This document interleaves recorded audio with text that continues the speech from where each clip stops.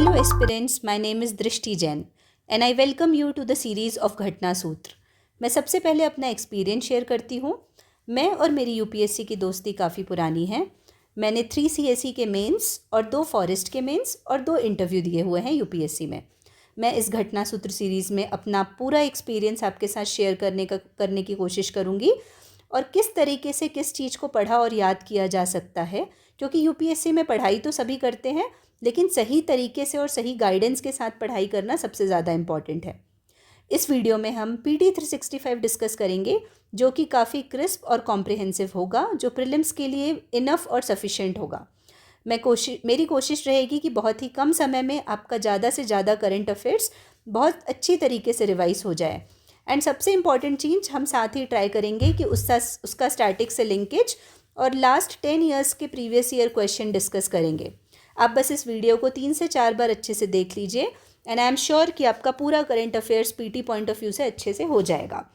तो बिना देरी किए चलो let's start PT 365। Important news और डेवलपमेंट्स में हम पढ़ेंगे पंसीर एयर डिफेंस सिस्टम। ये क्या है, भारत डायनेमिक्स लिमिटेड ने साइन किया एमओयू रशिया के साथ for cooperation on Pantsir variants. अब PADS क्या है, Pantsir S1 system is a mobile है, ये short range air defence system है इक्विप्ड विद बोथ मिसाइल और गन कैपेबिलिटीज़। ये एयर डिफेंस प्रोवाइड करता है to small military, industrial and administrative facilities. Defend against fixed and rotary winged aircraft, cruise missile and high precision weapons. ठीक है, फिर next topic है Dark Eagle anti missile system. ये US ने successfully test किया है Dark Eagle anti missile system. तो इसमें क्वेश्चन आ सकता है Dark Eagle anti missile system किसका है। About Dark Eagle anti missile system, ये लॉन्ग रेंज हाइपरसोनिक वेपन है developed by US army and navy. It features a 2-स्टेज बैलिस्टिक, अभी कौन सी मिसाइल है, बैलिस्टिक मिसाइल है, equipped with gliding hypersonic warhead. इसमें हाइपरसोनिक वॉरहेड यूज़ होता है। Design to challenge and potentially surpass capabilities of Russia's S-300V4 and S-400। Next है पिनाका वेपन सिस्टम। तो DRDO ने टेस्ट फ्लाइट कंप्लीट किया indigenously developed guided Pinaka weapon system. ठीक है, ये पिनाका क्या है, पिनाका है रॉकेट लॉन्चर है, multi barrel rocket launcher system, बस इतना याद रखना है इसमें। उसके बाद आते हैं आयरन बीम। तो Israel expects its Iron Beam laser defence system to be operational within 1 year. तो अब ये नेक्स्ट कोई पूछ सकता है कि अभी जैसे हमने देखा ना, ये डिफेंस सिस्टम किसका है, Dark Eagle anti missile system किसका है, USA का है। तो वैसे ही पूछ सकता है आयरन बीम डिफेंस सिस्टम किसका है, तो इजराइल का है। अब आयरन बीम क्या है, intercept and destroy various projectiles with precision using high powered laser. It would be significantly cheaper alternative to the interceptor missiles. It would supplement other existing aerial defense capabilities such as Iron Dome. तो Iron Dome वगैरह को ये supplement करेगा।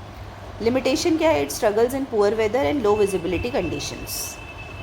फिर आते हैं next हम MH-60R helicopter. Recently US approved $1.17 billion deal to sell India support equipment for MH-60R helicopters. MH-60R helicopters क्या है, ये provide anti submarine warfare and anti surface warfare, ये दोनों टाइप की वॉरफेयर प्रोवाइड करते हैं। They can operate from shore and ship, boost advance digital sensors including multi mode radar, electronic support measure system etcetera. ठीक है, फिर next है Dhruv advance light helicopters, DALHS. Hindustan Aeronautics Limited has stated that DALHS safety records are better in comparison to global standards. तो HAL ने बोला है कि जो ध्रुव एडवांस लाइट हेलीकॉप्टर्स हैं उनके स्टैंडर्ड्स बेटर हैं, उनकी सेफ्टी रिकॉर्ड्स ज़्यादा अच्छे हैं। फिर ध्रुव ALHS देखते क्या है, इंडिजीनियसली डेवलप्ड यूटिलिटी एयरक्राफ्ट है bye HAL. It has a multi-role, multi-mission dimension to it. It can be used for military as well as civil operations. ठीक है, फिर INHS वागशीर क्या है, प्राइम मिनिस्टर ने कमीशन किया INS Vagsheer along with INS Surat and INS Nilgiri. INS सूरत क्या है, 4th and final ship है P-15B गाइडेड मिसाइल प्रोजेक्ट की। अब इसमें याद रखना रहता है कि जो इंपॉर्टेंट सबमरीन्स हैं वो किस प्रोजेक्ट के अंदर है। फिर INS नीलगिरी है, ये फर्स्ट शिफ्ट है P-17 stealth fragile frigate project की। ठीक है, अब वागशीर के बारे में देखते हैं। एक्चुअली वागशीर मोस्ट इंपॉर्टेंट है, ये हमने फ्रांस के साथ डील साइन की थी, उसकी सबमरीन है। 6th and final submarine of P-75 Scorpion project build by Mumbai based Mazagaon dockyard limited. अब अदर 5 इसमें कौन कौन सी, कलवेरी, खंडेरी, करंज, वेला, वगीर। इंडिजीनियसली कंस्ट्रक्टेड सबमरीन है कलवेरी क्लास की, किसकी? कलवेरी क्लास की, और French Scorpene class submarine design पे बेस्ड है। फिर आते हैं नेक्स्ट हम Sanjay system. Sanjay system has been launch to enhance Indian army surveillance and reconnaissance capabilities. तो अब ये संजय सिस्टम क्या है ये देखते हैं। अब ये संजय सिस्टम क्या है? ये बैटलफील्ड सर्विलियंस सिस्टम है। जॉइंटली किसने डेवलप किया? इंडियन आर्मी ने और भारत इलेक्ट्रॉनिक्स लिमिटेड ने। Creates a unified surveillance picture of the battlefield via the army data network and satellite communication network by processing the gathered information. The system is designed to seamlessly integrate data from both ground and aerial battlefield sensors. ठीक है। फिर next है Bhargavastra. India has successfully tested first indigenous micro missile system. तो micro missile system हमने test किया, उसका नाम क्या है? Bhargavastra. Design to counter threat of swarm drones. ठीक है। स्वॉर्म ड्रोन्स क्या होती है? मल्टीपल अनमैन्ड एरियल व्हीकल्स है working together as a coordinated system. अब फीचर्स की बात करते हैं तो डिटेक्शन कैपेबिलिटी है distances exceeding 6 kilometres. Rapid response की बात करते हैं तो design for rapid response on mobile platforms. फिर मल्टी टारगेट एंगेजमेंट है, साइमल्टेनियसली डिटेक्ट और ट्रैक कर लेते 64 किलोमीटर्स तक। फिर गाइडेड माइक्रो म्यूनिशंस हैं, utilises micro munitions that can be guided towards identified threats. ठीक है। फिर नेक्स्ट आते ई तरंग सिस्टम। मिनिस्ट्री ऑफ डिफेंस ने लॉन्च किया है AI एनेबल्ड ई तरंग सिस्टम। ये यूनिक सॉफ्टवेयर है developed bye integrated defence staff in collaboration with Bhaskaracharya national institute for space applications and geo informatics. क्या नाम है इसका? वाईसैग-N। की फीचर्स क्या है इसके? Automated efficient planning management of defence spectrum enable करेगा ये। एंश्योर करेगा interference free operation of equipment in both peace time and war time. It will support development of newer technologies in higher frequency brands. I hope ये समझ आ रहा होगा। फिर next है Kaveri engine. Kaveri engine has been cleared for in flight testing. Kaveri engine को in flight testing के लिए क्लियर किया है। ये gas turbine research establishment under DRDO है ना, उसने डेवलप किया है। कावेरी इंजन का प्रोजेक्ट लेट 1980s में स्टार्ट हुआ था to power light combat aircraft Tejas. Current capability क्या है? The dry Kaveri engine produces 49 to 51 kilo newton of thrust suitable for UAVs like Ghatak shield for UCAV। फिर आते हैं अपन नेक्स्ट टॉपिक यूरोड्रोन में। तो India has joined Eurodrone programme as an observer member. Eurodrone और European medium altitude long endurance remotely piloted aircraft system है। ये twin turboprop MALE unmanned aerial system है, UAV है। It can be used for long endurance mission such as intelligence, surveillance, target acquisition, reconnaissance, maritime surveillance, इन सब चीज़ों के लिए। अब यूरोड्रोन प्रोग्राम की बात करते हैं तो 4 नेशन इनिशिएटिव है इन्वॉल्विंग जर्मनी, फ्रांस, इटली और स्पेन। किसने लीड किया है? OCCAR ने, organisation for joint armament cooperation. फिर सतन 2 क्या है? SATAN-2। Russia is set to deploy RS-28 Sarmat intercontinental ballistic missile. तो सतन 2 क्या है? इंटरकॉन्टिनेंटल बैलिस्टिक मिसाइल है रशिया की, उसको सतन 2 भी बोलता है। ये next generation intercontinental ballistic missile है, considered one of the most powerful nuclear weapons globally. तो इसमें न्यूक्लियर वेपन भी रहेंगे। Equipped with multiple indigenously targetable re entry vehicles allowing it to strike multiple target simultaneously. अब SABAL-20 logistics drone की बात करते हैं तो एंड्योर एयर सिस्टम, ये प्राइवेट ड्रोन मैन्युफैक्चरर है, ठीक है, has delivered its innovative SABAL-20 logistics drone to Indian army. तो इंडियन आर्मी को डिलीवर किया है in deployment in eastern sectors. SABAL-20 drones की बात करते हैं तो एडवांस्ड इलेक्ट्रिक UAV है design for aerial logistics, capable of carrying up to 20 kg of supplies over long distances. It's tandem rotor and variable pitch technology like Chinook helicopter. तो उसकी जो technology है वो चिनूक हेलीकॉप्टर के जैसे है। Offer stability, high altitude performance and minimum turbulence, making it perfect for rugged terrains. Key features की बात करते हैं तो इसमें vertical take off and landing technology है, लो RPM डिज़ाइन है for stealth during sensitive military operations. फिर unified complex radio antenna है नेक्स्ट टॉपिक, इसको शॉर्ट में यूनिकॉर्न बोला गया है। तो इंडिया और जापान ने साइन किया है मेमोरेंडम ऑफ, बात कर लेते हैं तो it is a mast with integrated communication system which will help improve the stealth characteristics of naval platform. Indian navy अभी यूज़ कर रही है भारत इलेक्ट्रॉनिक्स लिमिटेड का एडवांस्ड कंपोजिट कम्युनिकेशन सिस्टम, जो 4th जनरेशन इंटीग्रेटेड वॉइस और data system है for ship communication. This is the first case of co-development and co-production of defense equipment between India and Japan signed in 2015. ठीक है। फिर sonobuoys क्या है, India and USA will co produce interoperable sonobuoys for Indian navy, interoperable sonobuoys, ठीक है। Sonobuoys क्या है, air launched expendable electromechanical acoustic sensor है। क्या है, एकॉस्टिक सेंसर, बस इतना ही याद रखना बेसिकली सोनोबॉयज़ क्या है, तो इससे ना नाम से भी समझ आ जाएगा आपको। Provides crucial water temperature data to enhance the accuracy of other sonar systems. Sonar का मतलब क्या होता है, साउंड नेविगेशन एंड रेंजिंग होता है, is helpful for exploration and mapping the ocean using sound waves, crucial for anti submarine warfare and oceanographic research, ठीक है। फिर हम आते हैं मिसलेनियस में। मिसलेनियस में है hyperloop. Avishkar hyperloop team of IIT Madras in collaboration with TUTR, a startup, TuTr एक स्टार्टअप है, has recently completed a 410 metre hyperloop test track, the first such experiment of hyperloop in India. अब hyperloop का यहाँ पे diagram देखो, इसमें एक transportation vehicle है, एक हाइपरलूप ट्यूब है, एक बैटरी है, मैग्नेटिक लेविटेशन है, सीटिंग है, मोटर एंड जनरेटर है। अब हाइपरलूप 2013 में आया था स्पेस एक्स के द्वारा। Elon Musk propose the concept of ultra high speed rail called hyperloop and open source it, तो उसको ओपन सोर्स कर दिया। हाइपरलूप क्या है, हाई स्पीड ट्रांसपोर्टेशन सिस्टम है in which pods essentially pressurised vehicles travel at extraordinary speed through low pressure tubes. This technology is based on gravity vacuum tube, इसमें tube पे based रहती है ये, या हाई स्पीड ट्यूब ट्रांसपोर्टेशन। फिर functioning की बात करते हैं तो ये मैग्नेटिक लेविटेशन बेस्ड ट्रेन है, मैगलेव ट्रेन बोलते हैं, that uses one set of magnets to repel the car so that they hover above the track. मतलब जैसे ये ट्रैक है, ठीक है, तो एक तरफ से रिपल्शन होगा जिससे कि थोड़ा हाइट पे वो करेंगे, मतलब above the track, and another set of magnets to propel them forward, और एक मैग्नेट रहेगा जो उसको आगे भेजेगा ट्रेन को। Track is a low pressure tube with built in vacuums that remove all air near the steel tube.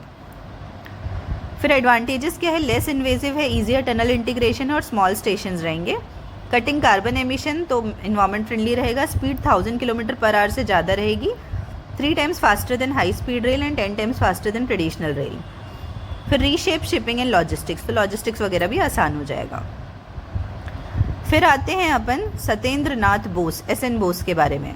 तो इनकी सेंटेनरी सेलिब्रेट किया गया है। Iconic Bose Einstein statistics was recently inaugurated bye SN Bose national centre for basic sciences, किसके अंदर आते हैं, ministry of science and technology के अंदर। तो इनका साइंटिफिक कंट्रीब्यूशन क्या है, ये एक्चुअली मेंस में पूछा जा चुका है,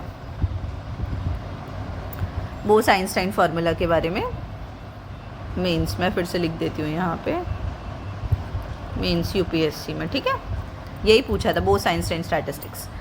Describes how a collection of now interacting and indistinguishable particles distribute themselves among a set of available discrete energy states at thermodynamic equilibrium। तो इसमें क्या बोल रहा है, इसको फिर से पढ़ते, ये थोड़ा डिफिकल्ट टाइप से है। तो कलेक्शन ऑफ नॉन इंटरैक्टिंग, जो अभी नॉन इंटरैक्टिंग पार्टिकल्स हैं या इनडिस्टिंग्विशेबल पार्टिकल है, वो कैसे डिस्ट्रीब्यूट करते हैं अपने आप को थर्मोडायनेमिक इक्विलिब्रियम के time. The statistics was extended to gas molecules by Einstein and particles which obey Bose-Einstein statistics are referred to as bosons। तो ये कौन से particles होते हैं, boson होते हैं। Bose-Einstein statistics predict phenomena such as photon behavior बताते हैं, वो explains black body radiation and Planck distribution of energy। Also, it enabled the first quantum revolution in 20th century which helped in development of technologies such as laser transistor। Second revolution led to development of quantum computing, quantum sensing. फिर Bose Einstein condensate की बात करते हैं, तो the quantum phenomena predicted by Bose and Einstein. ये क्या है, एक स्टेट ऑफ मैटर है created when particles are cooled to near absolute zero, मतलब -273.15 डिग्री सेल्सियस या 0 kelvin. All the atoms become a single entity at this point and possesses quantum properties, whereas each particle together functions as a wave of matter, referred to as the fifth state of matter। अब organic chemistry की बात करते हैं तो X ray diffraction methods and the differential thermal analysis were employed in order to understand the atomic structure of common clay minerals. फिर thermoluminescence की बात करते हैं तो he designed a rapid scanning spectrometer of comparatively high sensitivity to meet the requirements of experimental workers in this field. फिर discovery of God particle, Higgs boson also known as God particle was discovered using scientific principles rooted in Bose-Einstein statistics and the concept of Bose-Einstein condensate। Fundamental particle bosons इन्हीं के नाम पे रखा गया. he is also referred to as the father of God particle along with Peter Higgs. अब properties क्या है Bose Einstein condensate की? तो फर्स्ट है सुपर फ्लूइडिटी, नेक्स्ट है सुपर कंडक्टिविटी, फिर नेक्स्ट है कोहेरेंस, फिर मैक्रोस्कोपिक ऑक्यूपेशन, फिर नेक्स्ट है सॉलिड स्टेट. ठीक है. फिर अब हम आते हैं नेक्स्ट सेगमेंट में, that is geospatial technology. Geospatial technology का मतलब क्या होता है? It refers to a set of tools and techniques use to collect, analyse, visualise special and geographic data. Concepts क्या है जियोस्पाशियल टेक्नोलॉजी के? कि GIS है, जोग्राफिकल इंफॉर्मेशन सिस्टम है, ग्लोबल पोजिशनिंग सिस्टम है, रिमोट सेंसिंग है, कार्टोग्राफी है एंड स्पाशियल एनालिसिस है. GIS की बात की जाए तो ये कैप्चर करता है, स्टोर करता है और एनालाइज करता है स्पाशियल डाटा को. Helps in mapping and visualisation of geographic features used in urban planning, agriculture and disaster response. फिर GPS की बात करते हैं तो uses satellite signals to determine precise locations, essential for navigation, transportation and military operations, collects data from satellites and aerial platforms, monitors environmental changes, land use and natural disasters जैसे LIDAR. और cartography और spatial analysis की बात करें तो represents geographic data in maps, aids in policy making and resource management. ठीक है. I hope ये क्लियर होगा NCERT वाला सेगमेंट. फिर इसमें है operation Dronagiri. Ministry of Science and Technology launched Operation Dronagiri, an integrated geospatial data sharing interface.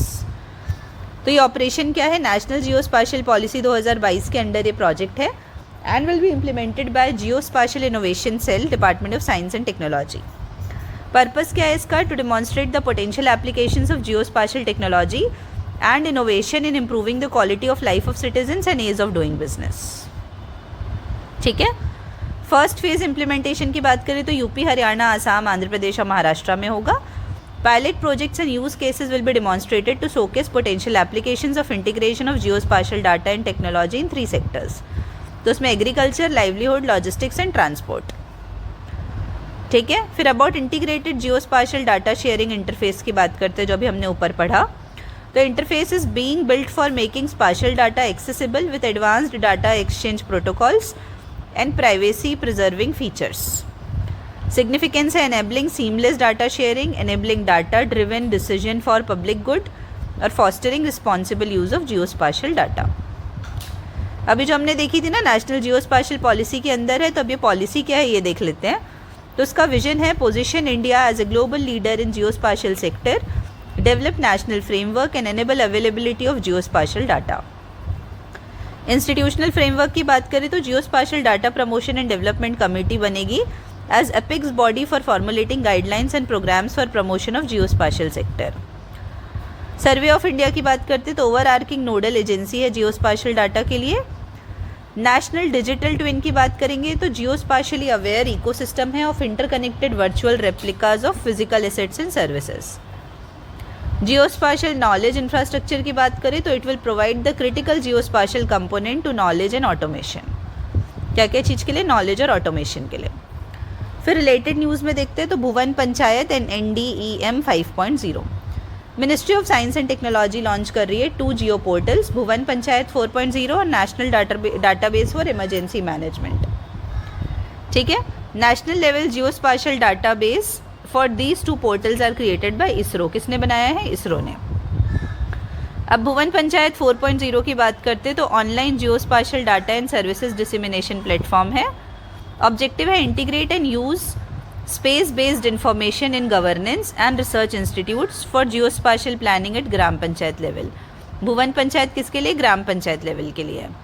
और NDEM 5.0 की बात करेंगे तो एक कॉम्प्रिहेंसिव जियोस्पाशियल डाटाबेस है for entire country for situational assessment and effective decision making during disasters and emergency situation. ठीक है. फिर नेक्स्ट हम देखते हैं लिडार क्या है. तो scientist have detected a lost Mayan city. Mayan civilisation था ना, माया इंकाज बोलते जो अपन, hidden for centuries in the dense Mexican jungles using lidar. तो लिडार के थ्रू ये आइडेंटिफाई किया है. लिडार क्या है? Light detection and ranging. अब लिडार होता क्या है? Dual use optical remote sensing technology है that uses light in the form of pulsed laser. अब लिडार के टाइप्स क्या होते हैं? टोपोग्राफिक होते हैं और बेथीमेट्रिक होते हैं. Topographic near infrared laser use करता है टू मैप द लैंड.